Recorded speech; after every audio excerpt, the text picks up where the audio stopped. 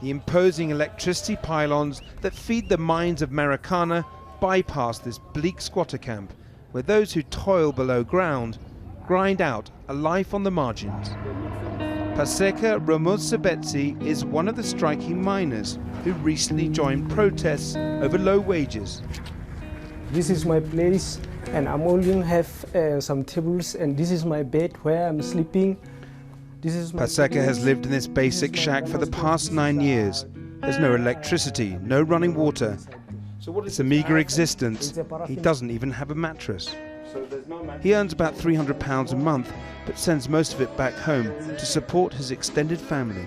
I'm doing a hard work, but the people who are working at surface and the managers, HRs, they're getting good salaries and good bonuses. But we are working underground, we get nothing. Like many, Paseka says he's bitter that the ANC government, once the champions of workers' rights, now seem to have other priorities. They just want the money and building beautiful house, going with beautiful cars, and we suffering just down there. They don't care for us. Look, we are staying in the shacks. There's no road, no water.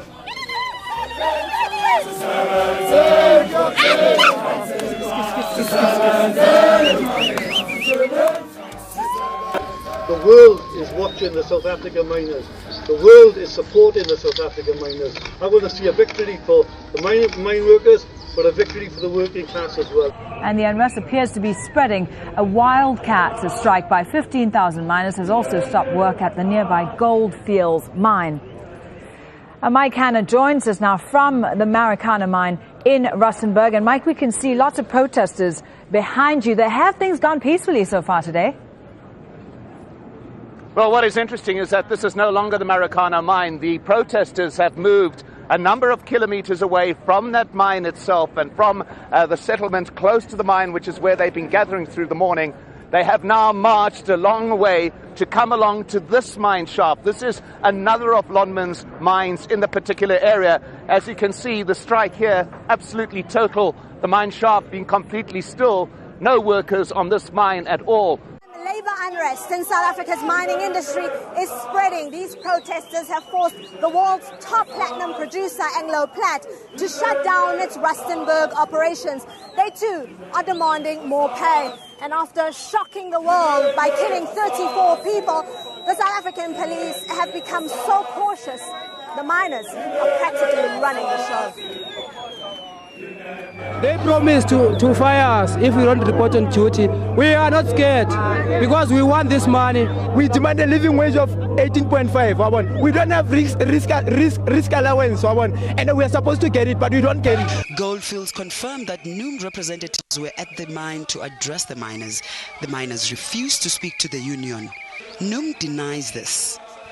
It is not the truth that our leaders were chased away. If they were chased away, by whom? Because there was supposed to be a meeting at the stadium which did not take place.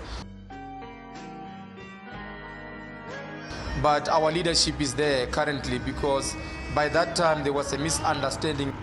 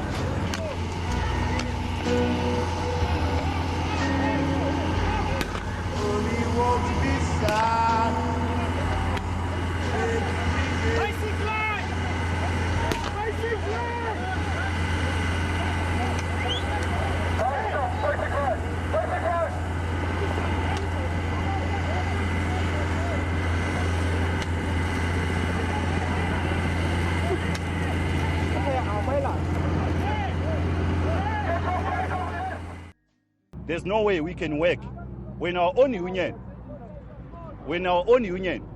is like they are in unity with the management. It seems as if they are one thing. So what we want to do now, we want people who are not going to be corrupted. A groundswell of protest. Workers from diverse mines now joining forces. A national strike committee has been formed. The fledgling Democratic Socialist Movement plans a national strike on November the 3rd. It also plans a mass march to the union buildings. Democratic Socialist Movement. It's Liv who is speaking from the Democratic Socialist Movement. We have been invited by your leaders to come and unite you. These big mine companies have made 40 billion profits per annum. With this profit, they can pay all workers. Profit, our 40 billion, Gonyak. Sentiment backed by steely determination. No amount of killing, no amount of arrest, no amount of intimidation is going to take us back, comrades. NUM, prior to the strike, was the country's biggest union. Cold-shouldered by striking miners, it's still trying to gain traction. The DSM has stepped into this space, championing issues which speak to the miners: a living wage, decent work, youth employment, and a better standard of living. This money we are getting can just buy dog food. It can't buy food that we can survive on.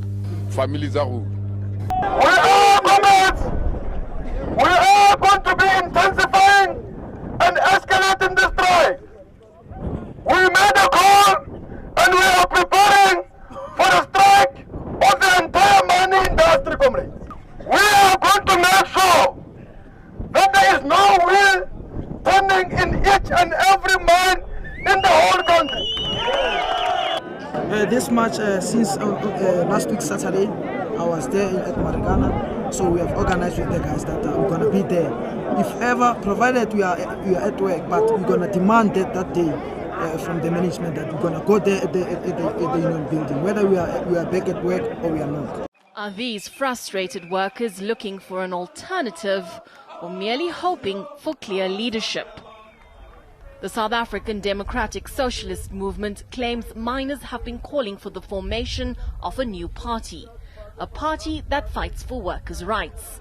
The organization has been coordinating striking miners in Rustenburg. Now, we are not just looking for a party that would promote the narrow interests of, a black middle class in this country, as we have seen with the ANC, but also, the latest being COPE and other, splinter groups that have emerged since, 1994. We are looking for a party that first and foremost will unite the working class in striking. Because, there's clearly, the war between classes in this country.